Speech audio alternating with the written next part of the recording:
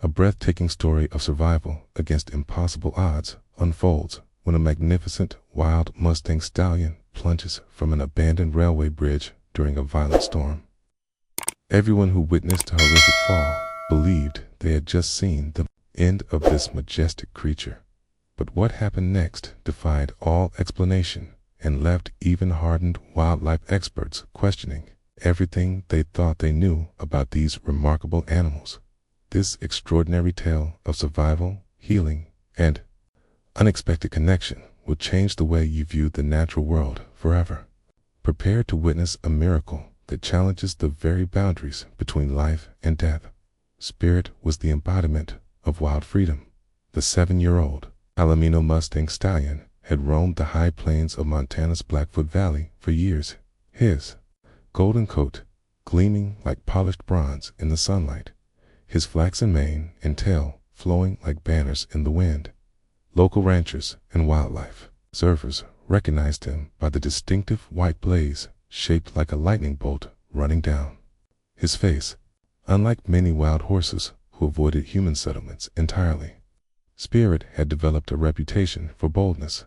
He would sometimes lead his band 3 mares into yielding colts surprisingly close to ranch properties, as if curious about the strange, 2-legged creatures and their activities. This curiosity made him something of a local celebrity, with photographers and horse enthusiasts occasionally camping out for days, hoping to capture images of the golden stallion. Wildlife biologist Dr. Liam Carson had tracked Spirit for nearly 3 years as part of his research on adaptive behaviors in wild Mustang populations. He's remarkably intelligent, even for a lead stallion, Liam often reported. His problem-solving abilities and route-finding skills exceed anything we've documented in other wild herds. That fateful day in early October began like any other autumn morning crisp air, golden aspen leaves quivering in a gentle breeze. In the distant mountains already dusted with the season's first snow, Dr. Carson had established an observation blind near an old railroad bridge that spanned a deep ravine cutting through the valley. The century-old structure had been abandoned for decades, its wooden ties rotting and metal supports rusting, though its massive stone foundations remained solid. Spirit and his band had been grazing peacefully in the meadow since dawn, seemingly unconcerned by the dark storm clouds gathering over the western mountains. Local weather forecasts had predicted severe thunderstorms by afternoon, but meteorologists had underestimated the full fury of what was approaching. The first lightning strike hit the ridge above the valley with a deafening crack, followed immediately by a rolling boom of thunder that seemed to shake the ground itself. Spirit's head shot its ears forward, nostrils flaring. His band immediately gathered around him in the herd's instinctive formation for assessing danger. What happened next would be debated for months by everyone who witnessed it.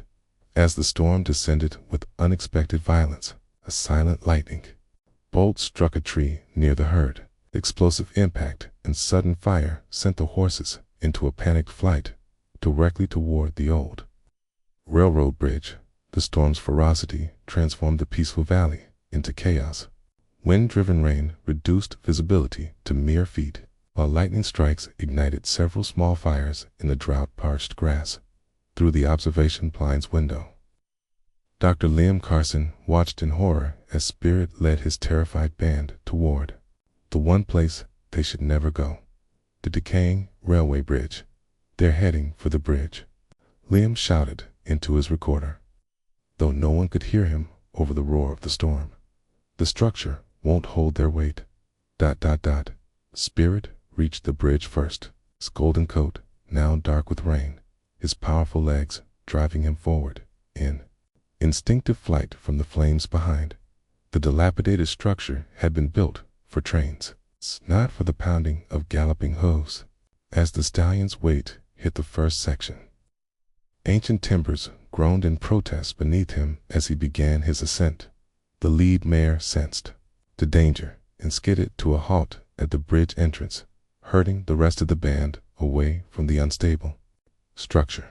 But Spirit was already too far across to turn back his momentum, carrying him forward over the rotting wooden ties, which sagged alarmingly beneath each strike of his hooves.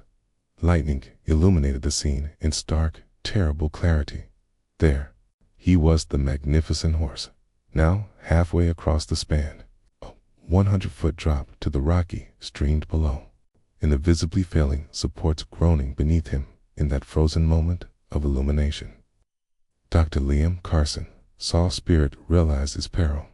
The stallion attempted to stop, his powerful haunches dropping in a desperate sliding maneuver. Spet, physics, and momentum are unforgiving masters. With a sound that cut through even the storm's fury, a section of the bridge gave way through her rain-streaked binoculars. Dr. Carson watched as Spirit, still fighting for balance, plummeted into the ravine below. His golden body tumbled through space, mane and tail streaming upward, legs scrambling for purchase that wasn't there. The impact was mercifully hidden by darkness and distance, but Liam's imagination filled in the horrific details.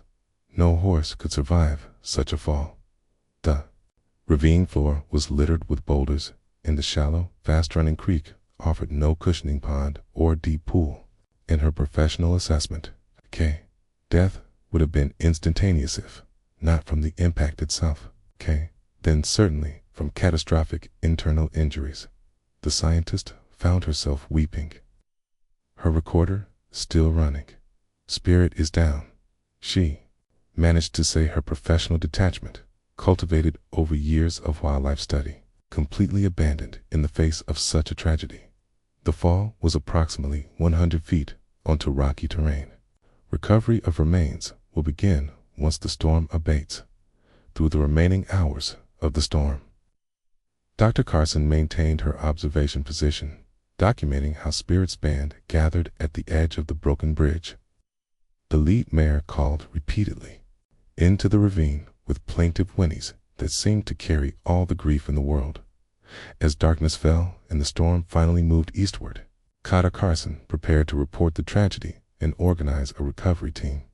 No matter the heartbreak, the body of such a well-documented specimen would provide valuable research data. What she couldn't possibly know was that dawn would bring a discovery that would challenge every scientific certainty she held dear. First, light crept hesitantly across the valley, revealing a landscape transformed by the night's violence. Trees lay splintered where lightning had struck. The creek at the bottom of the ravine had swollen to nearly 3 times its normal size, and the railway bridge now ended abruptly in jagged timbers where the central section had collapsed.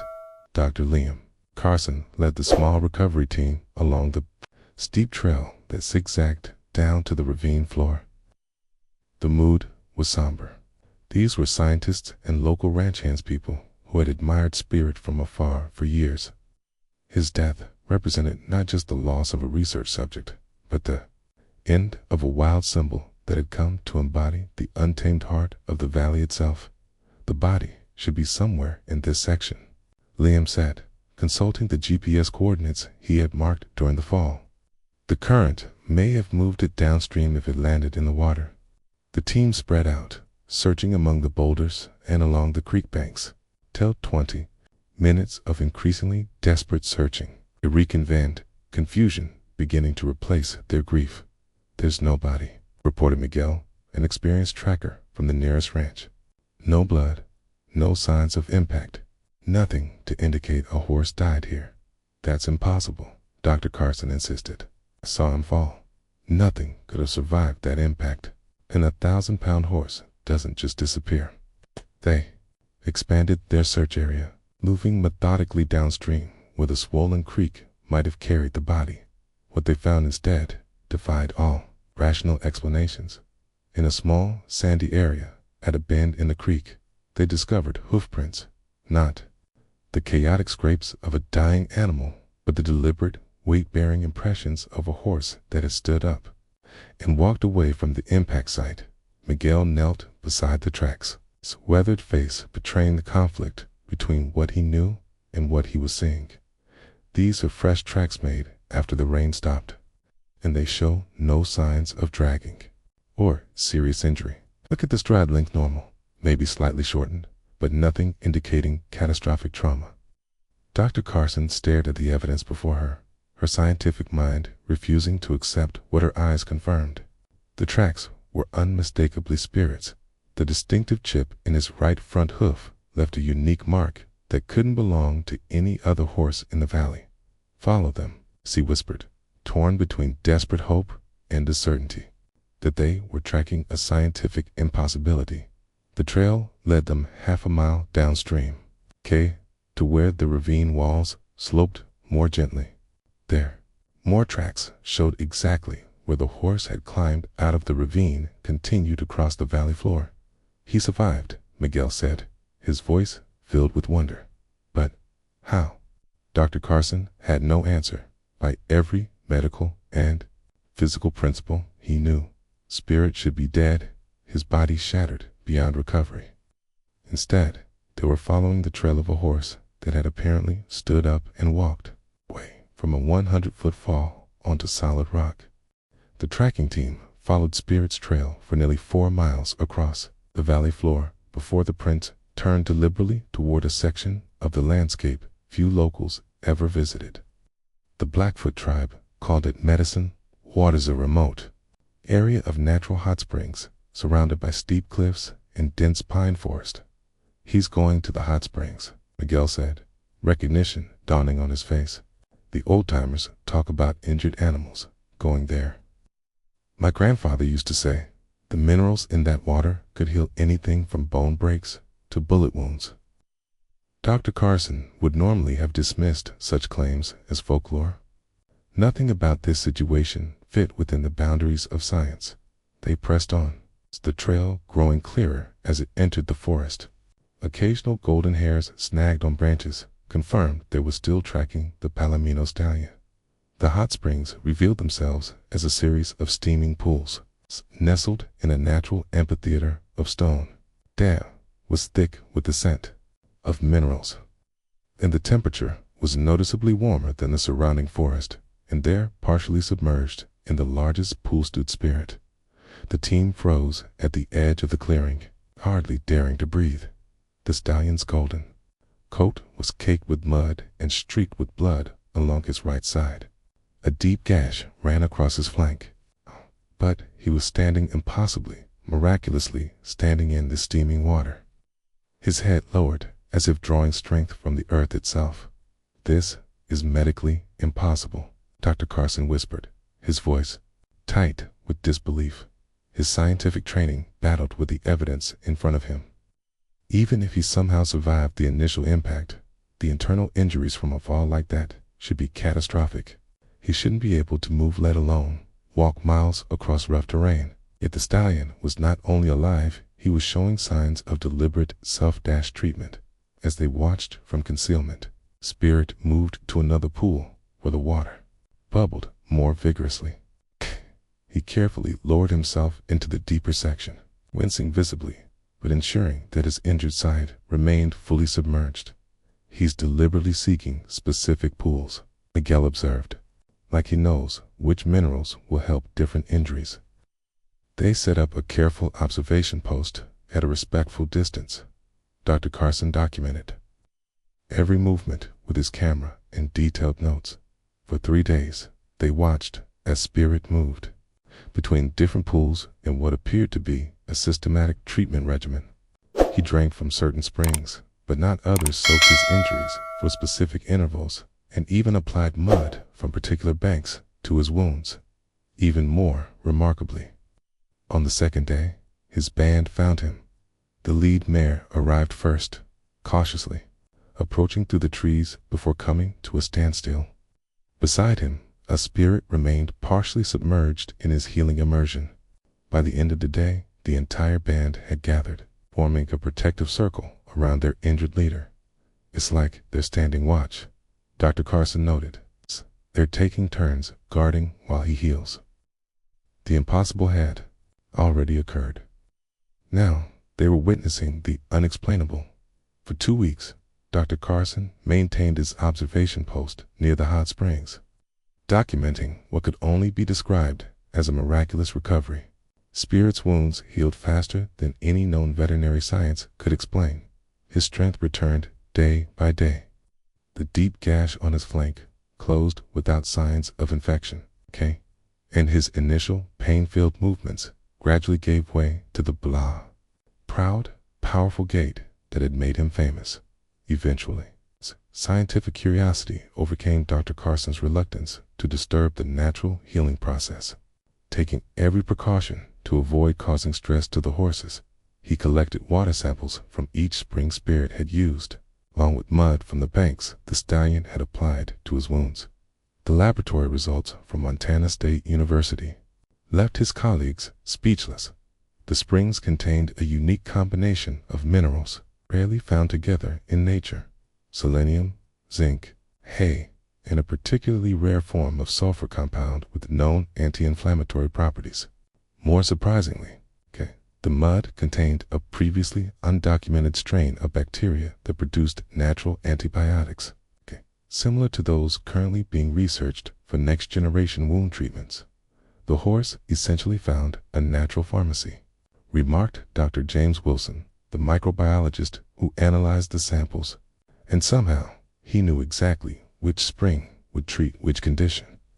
The question isn't just how he survived the fall, but how he knew where to go for treatment.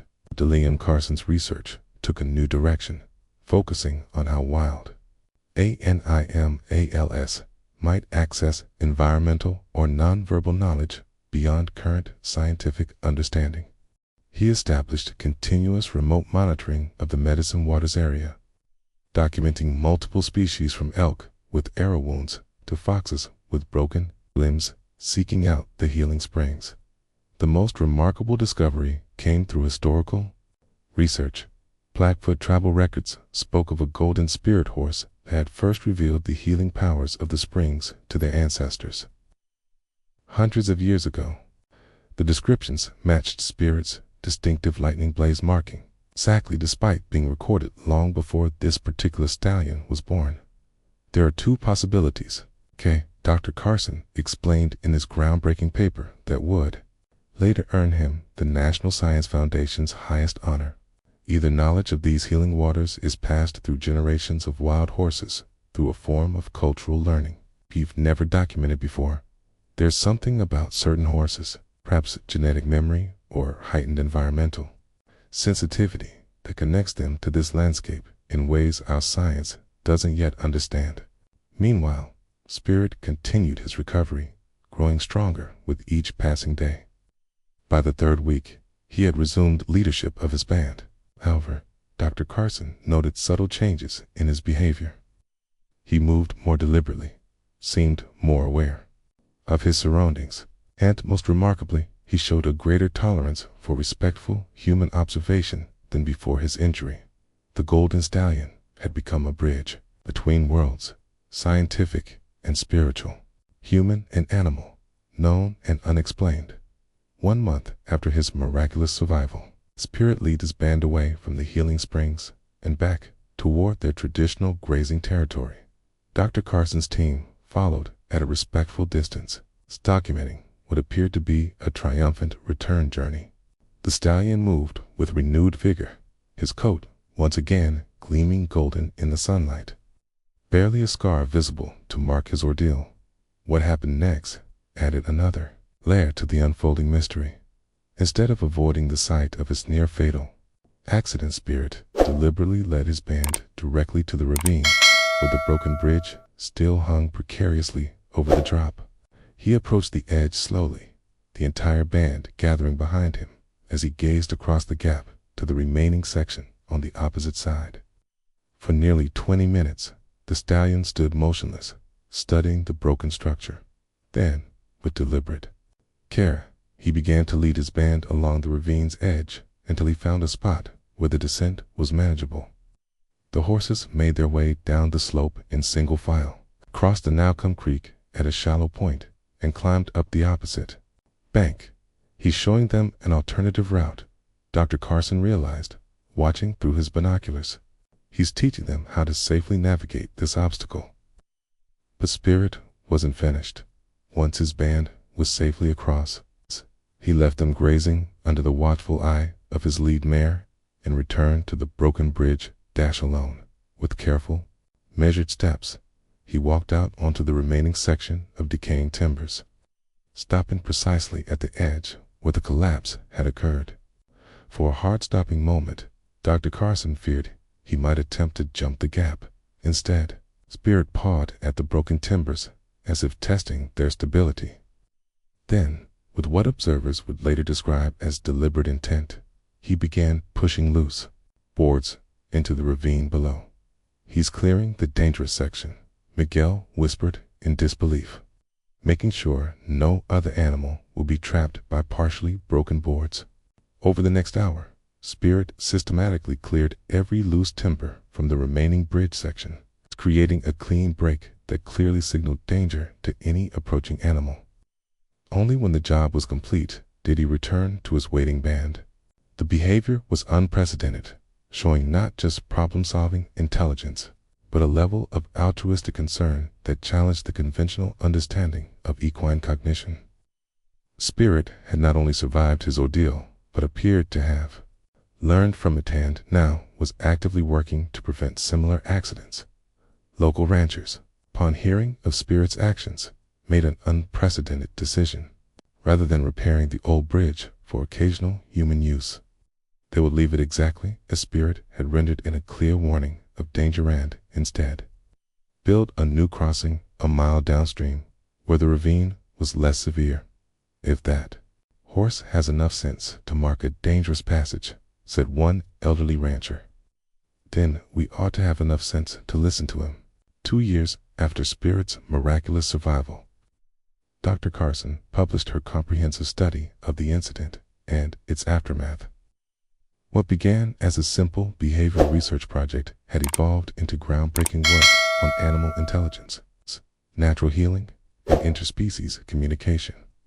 Universities worldwide now sent graduate students to study the Blackfoot, Key Valley Mustangs, and the mysterious healing waters that had saved their golden leader.